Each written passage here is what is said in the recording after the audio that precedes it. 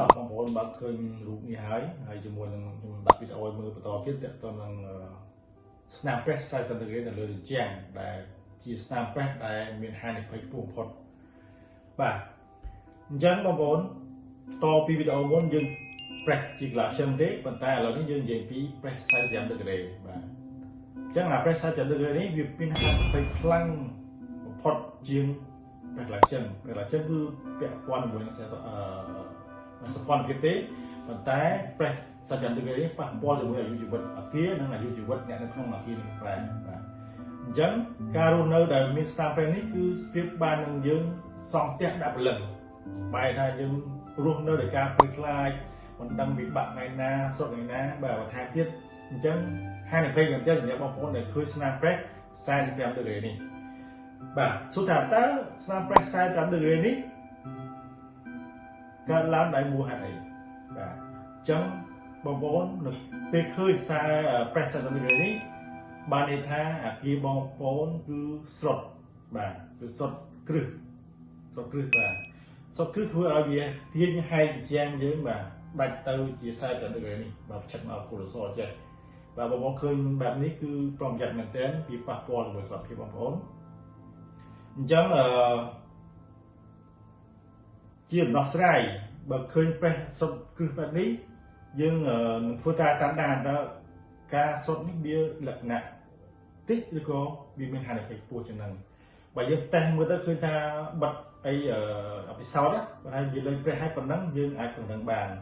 តែបើផ្ទះនឹងបន្តប្រេះរហូតបាទនៅបន្តប្រេះរហូតដល់ហ្នឹងគឺពិបាកស្រេចឆ្លងហើយអញ្ចឹងនេះជាបញ្ហានៃការបាទសិក្សាគ្រឹះរបស់បងប្អូនអញ្ចឹងបងប្អូនយើងសង់ផ្ទះបើម្ចាស់ផ្ទះហ្មងគាត់អត់ដឹងពីការសាងសង់ពីសុខភាពពីអីទេគាត់ពីច្រើនគាត់និយាយពីកញ្ចប់ថវិកាគាត់តែចំណាយបានដើម្បីសង់ផ្ទះហ្នឹងប៉ុន្តែតើតើបច្ចេកទេសតើតើសុខភាពសុខភាពគឺបងប្អូនគិតឲ្យគាត់បាទដោយករណីប្រេះ45ដឺក្រេនេះគឺករណីធ្ងន់ធ្ងរមែនទែនបាទព្រោះលុយយើងគាត់រកបានច្រើនណាស់ហើយតន់ចាយផងស្រាប់តែវាបាក់ផ្ទះលំមកគឺអាហ្នឹងគឺបាទយើងមើលងាយជីវិតខ្លួនឯងបាទឡើយហ្នឹងអញ្ចឹងត្រូវឲ្យតម្លៃទៅលើអ្នកបច្ចេកទេសដែលគេសិក្សាគ្រឹះទៅតាមត្រូវបាទអញ្ចឹងការសុទ្ធនេះដោយសារអីយើងមិនស្គាល់ដីបាទយកស្គាល់ដីប្រភេទអីគួរតែធ្វើគ្រឹះប្រភេទណាគឺរាក់គឺជំរៅគឺ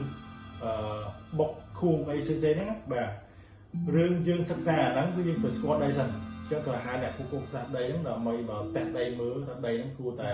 ប្រើជំតាមយ៉ាងណាដើម្បីកុំឲ្យស្រុតបាទបើស្រុតព្រោះស្រុតទៅគឺបញ្ហាគឺច្រើនណាស់អញ្ចឹងកន្លែងនេះគឺបងប្អូនយើងត្រូវមានការស្វែងយល់ពីសុខភាពប្រចាំផ្ទះទោះតម្លៃណាក៏ដោយថោកឲ្យមិនក៏ដោយគឺត្រូវយើងកុំបោះបង់ចោលនៅគុណភាពនិងសុខភាពហើយសម្ព័ន្ធភាពឲ្យគាត់ផងដែរបាទដូចខ្ញុំក្នុងការសាងសង់ក៏យើងមានដែរយើងមានទូការសាងសង់កម្រិតទាបតម្លៃទាបតម្លៃមធ្យមនិងតម្លៃខ្ពស់បាទហើយបាទខ្ពស់ធាតាមនឹងព្រោះយើងមានក្រុមការងារដែលមានតាមប្រាប់ផងដែរប៉ុន្តែយ៉ាងណាក៏យើងមិន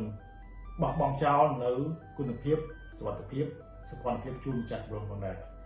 បាទអញ្ចឹងថ្ងៃនេះយើងនិយាយពីការស្នាមប្រេះ40ដឺក្រេប៉ុណ្ណេះចុះហើយបងប្អូនមានសំណួរបន្ថែមឬខ្ញុំនិយាយទៅវាអត់ទាន់អស់បងប្អូនអាចសាកសួរបានខ្ញុំនឹងបង្កើត link Telegram មួយខ្ញុំដាក់construction បាទ Q&A អញ្ចឹងបងប្អូនដែលមានចម្ងល់ផ្នែកសំណង់អាចចូលនៅក្នុងបាទ link នោះខ្ញុំនឹងអាចបកស្រាយថែមទៅនឹងបញ្ហានេះផងដែរបាទអូខេចា៎ជួបគ្នានៅវីដេអូក្រោយបាយបាយ